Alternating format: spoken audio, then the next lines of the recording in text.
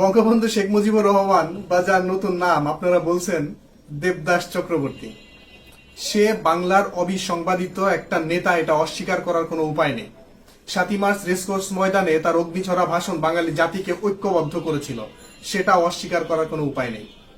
যেমন আবু সাইদের মৃত্যু এই জেনারেশনের রক্তে আগুন দিয়েছিল, ঠিক সেরকম শেখ মুজিবের ভাষণ রক্তে আগুন ধরিয়ে দিয়েছিল। কণ্ঠশিল্পী জেমসের গানে তো আছেই, তুমি বঙ্গবন্ধুর রক্তে আগুন জ্বলা জ্বালাময়ী সে ভাষণ, তুমি ধানের শীষে মিশে থাকা শহীদ জিয়ার স্বপন। শহীদ জিয়া, হামিদুর রহমান, মহিউদ্দিন জাহাঙ্গীর, মাওলানা ভাসানী, ফজলুল হক, তারপরে হচ্ছে সোহরাওয়ার্দী, জাহানারা ইমাম যেমন জাতির শ্রেষ্ঠ সন্তান, তেমন শেখ মুজিবও জাতির শ্রেষ্ঠ সন্তানদের একজন। কথা হচ্ছে শেখ মুজিবের বাপ কি, ধর্ম কি, আসল নাম কি, এইগুলা নিয়ে টানাটানি করা হচ্ছে। লাভ কি ভাই?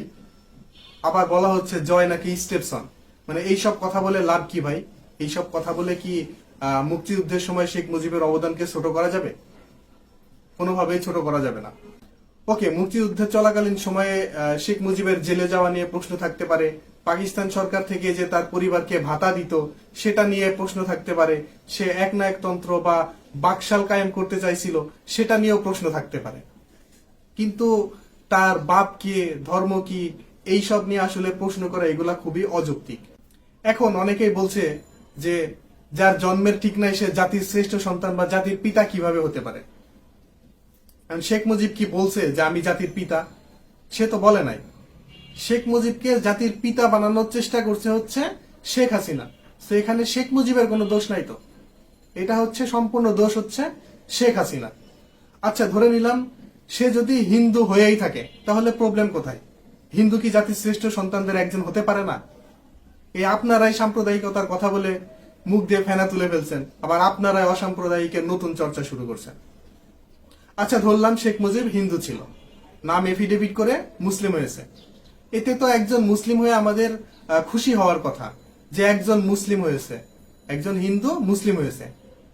এখানেও কথা থাকতে পারে যে নাম চেঞ্জ করলেই কি মুসলিম হওয়া যায়? যদি মনে প্রাণে বিশ্বাস না করেন আল্লাহ এক ও অদ্বিতীয়, তার কোনো শরিক নেই, এবং হযরত মুহাম্মদ সাল্লাল্লাহু আলাইহি ওয়াসাল্লাম আল্লাহর প্রেরিত রাসূল। আচ্ছা, তিনি মুসলিম না হলেও তো শেখ মুজিব তো মুসলিম বিদ্বেষী ছিলেন না, এমনকি তার পরিবারের বাকি সদস্যরাও ইসলাম ধর্মের অনুসারী ছিলেন। আর শেখ মুজিবকে যে জাতির পিতা বানাইছে সেটা তো তার মেয়ে। এখন কথা হচ্ছে যে ছেলে মেয়েরা ভুল করলে স্বাভাবিকভাবেই সেটার দোষ পিতা মাতার ঘাড়ে পড়ে। তার মেয়ের ভুলের খেসারত এখন শেখ মুজিবকে দিতে হচ্ছে মৃত্যুর পরেও। আবার শেখ মুজিবকে নিয়ে অনেক নেগেটিভ কথাবার্তা পাওয়া যায় বিভিন্ন বইয়ে। ওই সময় যারা বঙ্গবন্ধুকে দেখেছে তারা বই লিখে গেছে, আর বই তো যে কেউ লিখতে পারে তার মতো করে, ঠিক না? তার মতো করে যে কেউ বই লিখতে পারে। এখন আমি অথবা আপনি যদি একটা বই লেখেন, এখন আপনি যেগুলা দেখছেন আপনি সেইগুলা লিখবেন। এখন আপনি চাইলে তো আপনার নিজের মতো করে কিছু ইনক্লুডও করতে পারেন। আপনার মনে করেন যে আপনার আমাকে পছন্দ না, তো আপনি আমাকে পছন্দ করেন না, যার কারণে আপনি আমার সম্পর্কে কিছু নেগেটিভ কথাবার্তা লিখে রাখতেই পারেন। এটা তো খুবই নর্মাল ব্যাপার।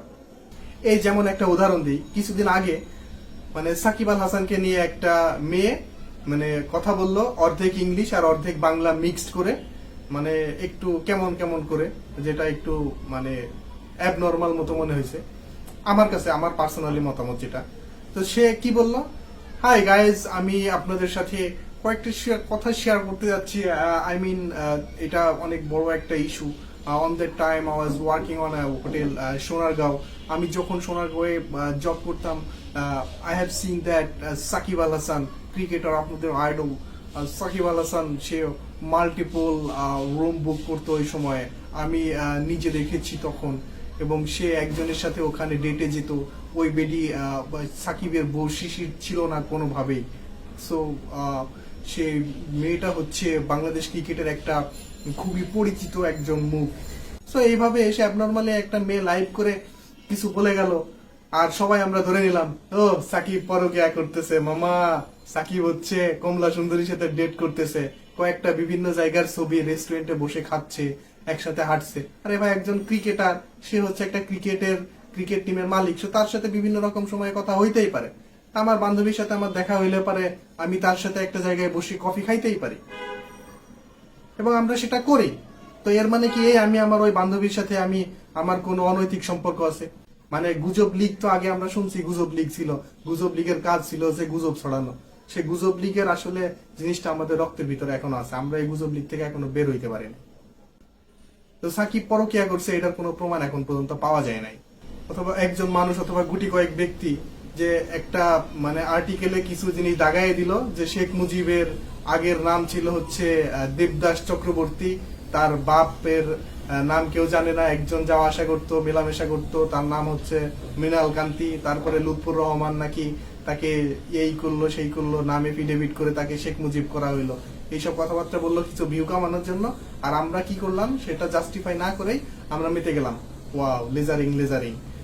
কথা হচ্ছে যে বঙ্গবন্ধুর বাপ কে, বঙ্গবন্ধুর ধর্ম কি, বঙ্গবন্ধুর নাম কি, এইগুলা বলে হচ্ছে আসলে শেখ মুজিবকে ছোট করা হচ্ছে, যে মুক্তিযুদ্ধে তার যে অবদান সেটাকে ছোট করা হচ্ছে। এটা কোনোভাবেই আমাদের করা উচিত না। তার নাম নিয়ে তাকে বিতর্কিত করা মানে তার অবদানকে অস্বীকার করা, এটা আমাদের কোনোভাবেই করা উচিত না। এটা আমার পার্সোনাল ওপিনিয়ন। বাকিটা তো আপনাদের সবারই মাথা আছে, সবাই যার যার নিজস্ব মতামত আছে। সো আপনারা চাইলেই যে কেউ যে কোনো কিছু বলতে পারে, এটা ঠিক আছে। যেহেতু বাক স্বাধীনতা আমাদের খুব দরকার ছিল, বাক স্বাধীনতা পাওয়ার মানে হচ্ছে এই না যে গুটি কয়েক মানুষ একটা ভিউ কামানোর জন্য বঙ্গবন্ধু অথবা জিয়াউর রহমানকে নিয়ে কিছু বের করে দিল, আর আমরা সেটা জাস্টিফাই না করে সেটার অথেন্টিক কোনো নিউজ অথবা ভিডিও না দেখে আমরা সেইগুলা নিয়ে মাতামাতি শুরু করে দিলাম, বলতে শুরু করে দিলাম যে চণ্ডীদাস চক্রবর্তী। এইগুলা থেকে আমাদের বের হয়ে আসা উচিত। যারা জাতির শ্রেষ্ঠ সন্তান তাদেরকে অবশ্যই আমাদের সম্মান করা উচিত, হোক সে বঙ্গবন্ধু, হোক সে জিয়াউর রহমান, হোক সে মতিউর রহমান, বিশিষ্ট মতিউর রহমান, হোক সে জাহানারা ইমাম, মেখে ফজলুল হক আর ভাসানী।